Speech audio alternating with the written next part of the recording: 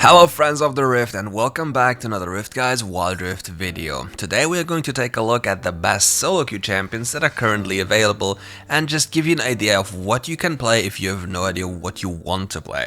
But before we hop into exactly that one, let's talk about our question of the day. How familiar are you with WildRift esports? In case you didn't know, we as RiftGuides made content for them highlighting pro players all around the globe including icons, and just made sure it was very nice content for the people to consume and learn how to play the game on a professional level and what the difference are between solo queue and professional play. If you're interested in that one, you're more than welcome to check it out. For our first pick on this list, we have Ezreal.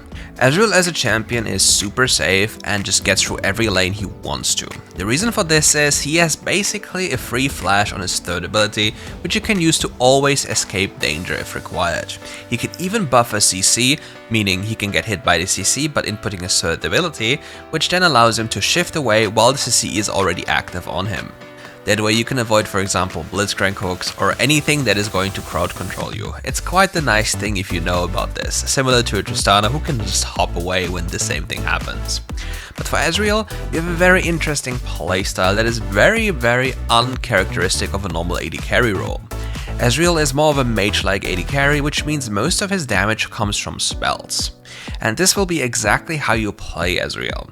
Most of your damage will come from your first ability and ult. Especially during objective fights, you will prepare the enemy and get them low enough for your team to capitalize on that one and run them down afterwards.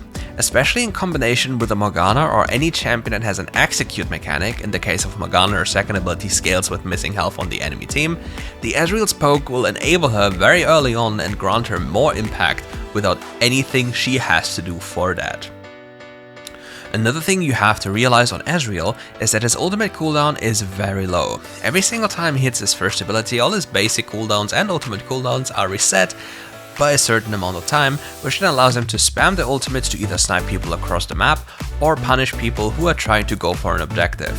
In this instance, he is basically like Kha'Zix. Another little bomberman we have to talk about is Mr. Corki, the lovely bombardier.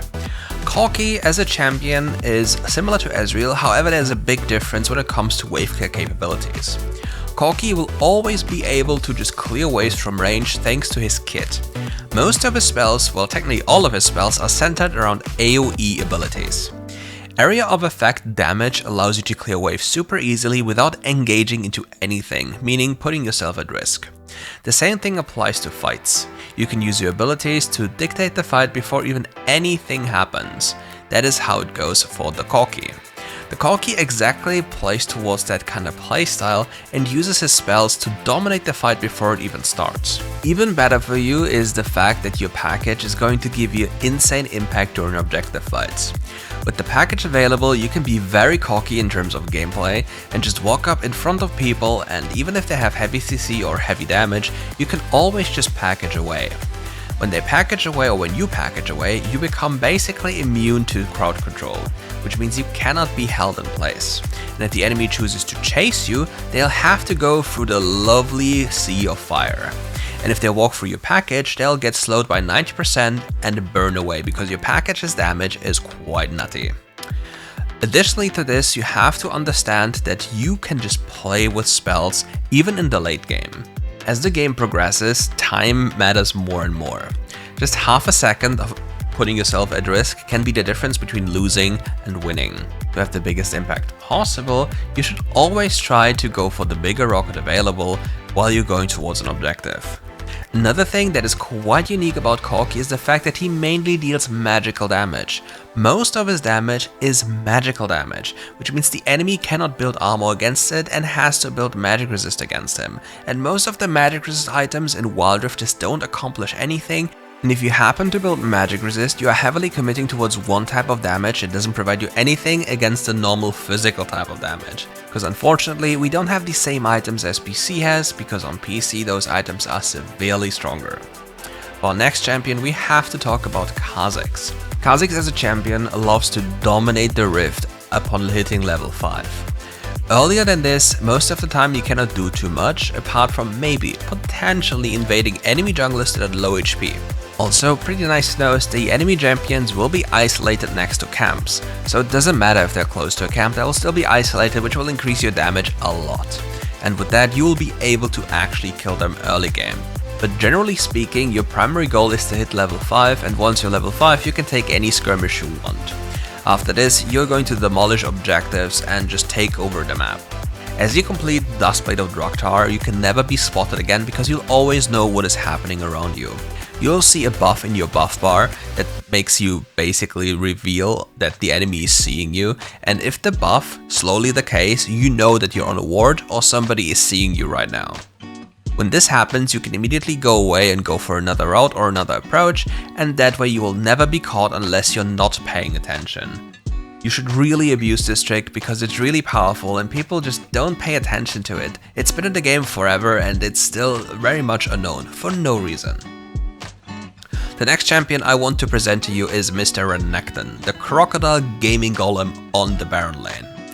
This little crocodile has been receiving so many buffs in the past that he's now severely overstat, and he's gonna run you down once you make a singular mistake. The issue with this champion is one certain interaction that just pushes this champion's damage over the top. Before, in the very distant past, his base stats were so low that he could be taken care of once he goes for that route.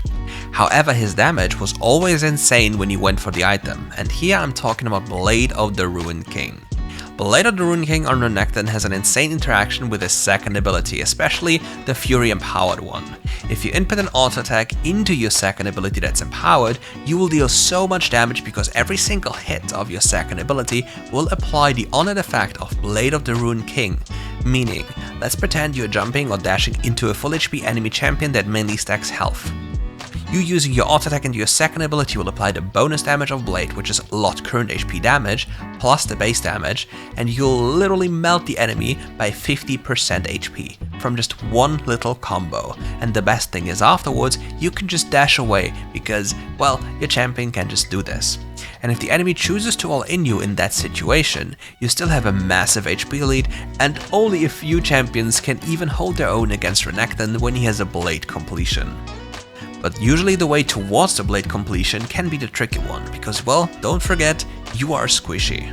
For our last champion of this patch, we have Akshan. Akshan has been kind of forgotten and for some reason fell out of the meta, but in SoloQ he's still one of the most broken champions you can ask for. So, if you ever thought about your enemy getting a quadra kill, what about killing them, or him, and then reviving all of your teammates? Because that is something that Akshan does. And let me ask you this, if there's one thing in SoloQ that happens all the time, when enemies or allies are involved, what is it? Well, I'll actually tell you, it's overcommitting and running after people, chasing people, and not doing the right thing at most of the times, which will allow Akshan to capitalize on specifically that one, and then he'll revive his entire team, and then you are just going to run them down once again. But let's talk about Akshan and what Akshan brings to the table when it comes to early aggression, flippy plays, and just overall early game craziness. Akshan has his third ability, which shoots the enemy champions or enemy minions or any unit around them as he swings around. This spell's base damage is so absurd that putting 2 points into it on your level 2 and level 3 will allow you to dominate early game fights. Don't forget, if you get an assist or a kill, this ability will reset and you can do it again. And there are certain spots on the middle lane, around the middle lane, that will allow you to fully swing around, chasing after enemy flashes, and just overall dealing the most possible DPS you can ask for. Don't forget it has a Kraken on-hit multiplier, and just overall the mobility you gain from this spell is crazy. If that wasn't enough, people usually struggle with seeing people when they're walking on wards already, but what about a champion that walks in stealth? Similar to an Evelynn, he brings actual pain to people, and it's just very problematic to deal with because people don't look at what is happening. If they don't see the immediate danger, like literally in front of them, they'll die to it and they'll feign ignorance. That's literally how SoloQ is, and it's painful. And I hope you will make use of this and kill people playing Akshan, or maybe just ban it. And that's it for today's video. Thank you all for watching, and if you enjoyed this video or this type of content, make sure to leave a like and subscribe to the channel. See you soon for more content.